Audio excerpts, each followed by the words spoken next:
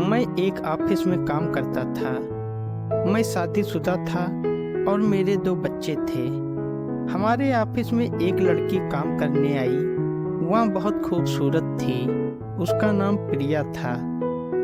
जब वह पहली बार ऑफिस आई तो ऑफिस में काम करने वाले मेरे सारे सहकर्मी बस उसको देखते ही रह गए। फिर जब से प्रिया की प्यार भरी नज़र मुझ पर पड़ी थी, तब से मानो मैं तो जी उठा था।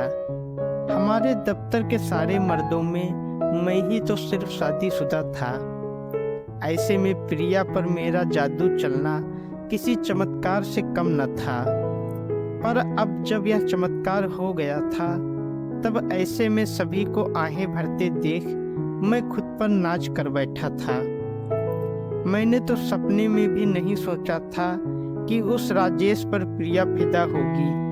पता नहीं उस हसीना को उस ढहते हुए बूढ़े बरगद के पेड़ में न जाने क्या नजर आया, जो उसे अपना दिल दे बैठी। लंच करते वक्त सुनील आहें भरता हुआ सबसे कह रहा था, हाँ भाई, अब यह बेचारा दिल ही तो है। अब यह किसी गधे पर आ जाए तो इसमें उस कमसिन मासूम हसीना का क्या कसूर। मोहित के इस मजाक पर सभी खिलखिलाकर हंस पड़े। कैंटीन में घुसते वक्त जब मैंने अपने साथियों की ये बातें सुनी तो मैं मन ही मन इतरा उठा और अपना लंच बॉक्स उठाकर दोबारा अपनी सीट पर आकर बैठ गया। अपने दफ्तर के सारे आशिकों के जलते हुए दिलों से निकलती हुई आहें मेरे मन को ऐसा सुकून दे रही थी कि मैं खुशी के चलते फिर कुछ खा न पाया। तब मैंने चपरासी से चाय मंगाई और चाय पीकर फिर से अपने काम में जुट गया। वैसे तो उस समय मैं लैपटॉप पर काम कर रहा था, पर मेरा ध्यान तो प्रिया के इर्द गिर्द ही घूम रहा था। सलीके का पहनावा, तीखे नैन नक्श, सुलझे हुए बाल और उस पर मदमस्त चाल। सच में प्रिया एक ऐसा कंप्लीट पैकेज है जिसके लिए जितनी भी कीमत चुकाई जाए कम है। अब तो प्रिया के सामने मुझे अपनी पत्नी सरिता की शख्सियत बौनी सी लगने लगी थी।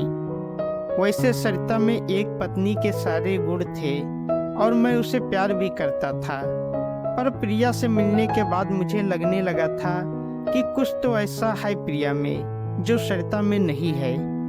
शायद मुझे प्रिया से इश्क वाला लब हुआ है, जो शायद उस लब से ज्यादा है जो मैं अपनी पत्नी सरिता से करता था। इसलिए तो प्रिया मेरे मन में बसती जा रही थी। इधर मेरा प्यार परवान चढ़ रहा था तो उधर प्रिया का जादू मेरे सिर चढ़कर बोलने लगा था। महंगे होटल में डिनर, महंगे उपहार पाकर प्रिया मुझ पर फिदा हो गई थी। जब भी मैं उसकी बड़ी बड़ी झील सी आंखों में अपने प्रति उमड़ रहे प्यार को देखता, तब मेरा दिल जोर से धड़कने लगता था।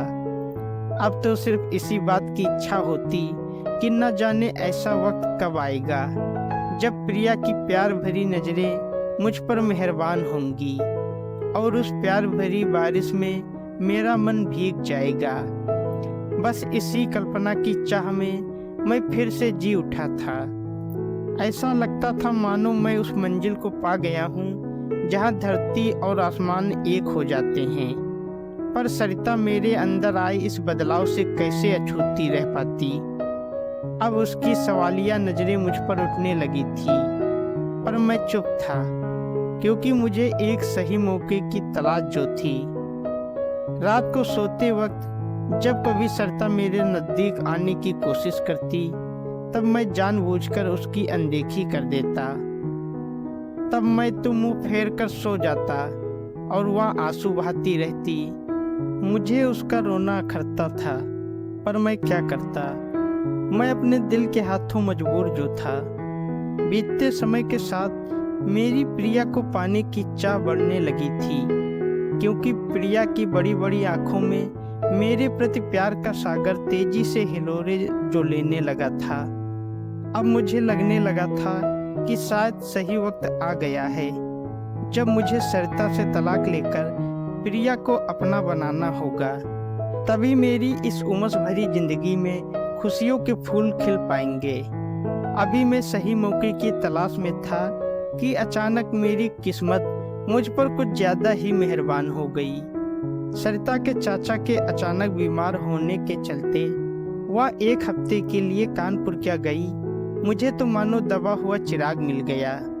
सुनो, मैं कानपुर जा रही हूँ। सरिता अपना सामान पैक करते हुए फोन पर मुझसे कह रही थी, तुम जल्दी से निकलो, मेरी चिंता मत करो, वरना तुम्हारी शाम वाली बस छूट जाएगी। मैं खुशी के मारे हड़बड़ा रहा था। हाँ जी, वह तो ठीक है। मैंने मीरा को बोल दिया है कि वह सुबह शाम आपका मनपसंद खाना बना दिया करेगी। सरिता अभी भी मेरे लिए परेशान थी। सरिता, मैं तो चाह रहा था कि मैं दफ्तर से जल्दी निकलकर तुम्हें बस स्टैंड पर छोड़ आऊं, पर क्या करूं, इतना ज्यादा काम जो है। मैंने अपनी चालाकी दिखाते हुए कहा, नहीं जी, आप अपना काम करो, मैं चली जाऊंगी। इतना कहकर सरिता ने फोन रख दिया। सरिता का इस तरह अचानक चले जाना मुझे एक अनजानी सी खुशी दे गया। मैं बावला सा कभी सोचता कि यह दफ्तर में ही प्रिया को सब कुछ बताकर अपने घर ले जाऊं, पर फिर बहुत सोचने के बाद मुझे यही लगा कि मैं अपने घर पहुंचकर फ्रेश होने के बाद ही प्रिया से मिलने जाऊंगा। जब वह अचानक मुझे देखेगी तब मुझ पर चुम्बनों की बरसात कर देगी और उस प्यार भरी बारिश में भीगकर हम दोनों दो जिस्म एक जान बन जाएंगे। बस फिर क्या था, मैं तुरंत घर पहुंचा और अच्छी तरह तैयार होकर प्रिया के पास पहुंच गया। दरवाजे की घंटी बजाने पर दरवाजा प्रिया ने नहीं बल्कि एक मोटी सी औरत ने खोला। मिस प्रिया, वह ऊपर रहती हैं, उस औरत ने बेरुखी से कहा। फिर मैं ऊपर चढ़ गया। जब मैं प्रिया के कमरे में पहुंचा तब मैंने देखा कि वह किसी गाने पर थिरक रही थी। कमरे में चारों तरफ कपड़े बिखरे पड़े थे और जूठे बर्तन यहाँ वहाँ लुढ़के पड़े थे। अरे तुम मुझे अचानक सामने देख वह हड़बड़ा गई। वह क्या है ना, आज मेड नहीं आई। प्रिया यहाँ वहाँ पड़ा सामान समेटने लगी।